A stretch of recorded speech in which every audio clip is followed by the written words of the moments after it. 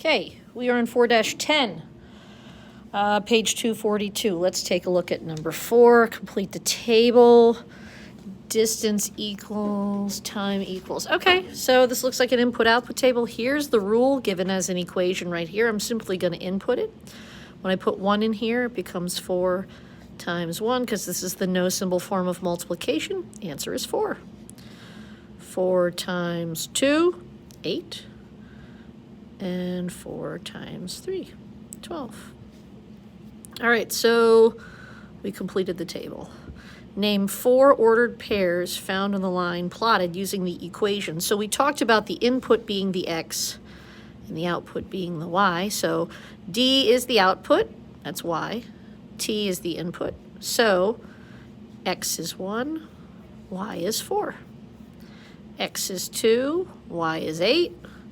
X is 3, y is 12. So all I'm doing is taking this table and translating it into a coordinate pair, into an ordered pair for the coordinate plane. Now that's only 3 and they tell me to use 4, so I could extend this and kind of think and say, well, if x was 10 or if t was 10, it becomes 4 times 10. 40 could be my last one. There's infinite possible answers that you could put there.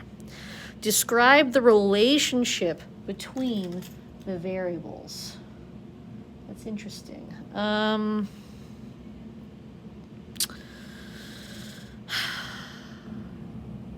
So 1 times 4, 2. So I could say that the output is 4 times larger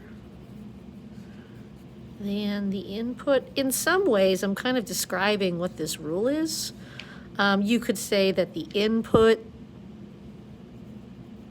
is 1/4 of the output. I mean, there's a couple things you could do there. A little bit wonky to ask you to describe that, but it's kind of asking you to look back at the rule. Let's look at number 7. Complete the table. Now they give us the rule.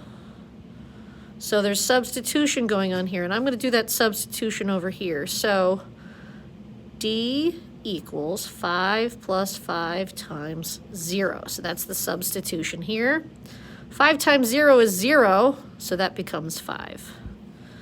D equals 5 plus 5 times 2. Now you got to remember the order of operations. You're going to get 10 here. So this is 15. And then I can pick anything I want for the third one, but I have a feeling we're going to have to graph this. So I want something that's going to fit down here. I'm going to pick 4. Well, you could pick 3 or 4. I'll do both. If I pick 3, it becomes D equals 5 plus 5 times 3. So this is 15 plus 5, 20. D equals 5 plus 5 times 4. It's 20, 25. So these are all ordered pairs. That's the ordered pair 0, 5, and the ordered pair 2, 15, and the ordered pair 3, 20. I'm going to label these A, B, and C. You only have to graph 3 points.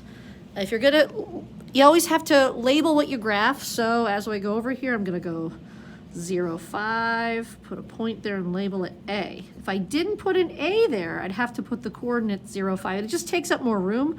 So I can use the shortcut of labeling the point. 215 is here. That's going to be B. And 320